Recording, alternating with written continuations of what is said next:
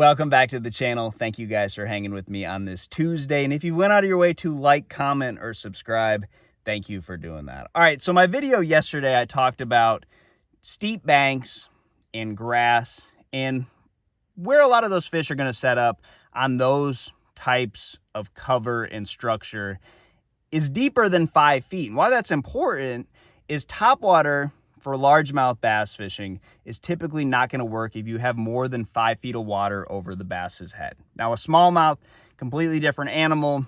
If it's coming out of clear water, it'll swim a lot further than 5 feet. But when you're largemouth fishing, typically 5 feet is as far as a bass is going to swim vertical.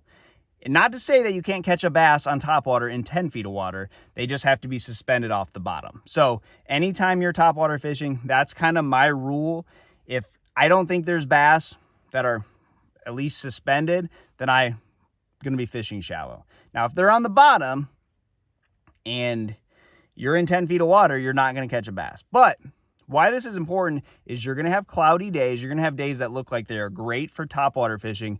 But if the bass are just a little bit deeper, then there are some other baits you can catch them on, and they're not finessey, slow baits. These are still power fishing baits, and they work really well in the dog days of summer. So the first one for me, we're talking about those steeper banks, structure. A jig is one of those baits where you really do need a perfect day. A little bit of clouds, a little bit of sun, and you're going to have bass that probably are not going to be as crazy about the finessey type things on days like that because they can just see this and feel this better. You know, if you have one of those really good fishing days, I like to not go from power fishing to finesse. I like to find something in between. Now, this is an Omega finesse pitching jig. Why I like this is you can fish it around rocks. If you have stumps on those steeper banks, whatever it is, you don't have to worry about going to lighter line. So I can still tie this on 17-pound tests, and I'm still fishing for quality bites, not quality and small ones. I'm fishing for strictly quality, and a jig is one of those baits that is great on your partly cloudy, sunny type days where you have a mix of everything and you still want to power fish. So steeper banks, rocky banks, I really prefer this over all your finesse, Ned rig, drop shot, shaky head, things like that. Now, on those steeper banks, this crankbait is going to work really well. If you want to parallel those banks, this is a Rapala DT6. It's going to be a great crankbait if you have fish that are out in that 6-foot range. Now, I also like this crankbait a lot in the grass. And again, we're fishing this on cloudy days. So I'm going to go with my chartreuses and blues. Those bluegill are going to be spawning out in that deeper grass in the dog days of summer.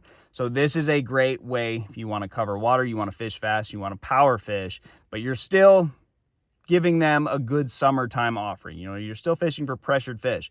So a tight wobbling crankbait, it's not too big. It's going to get down to 6 feet of water if you're throwing it on 12-pound test.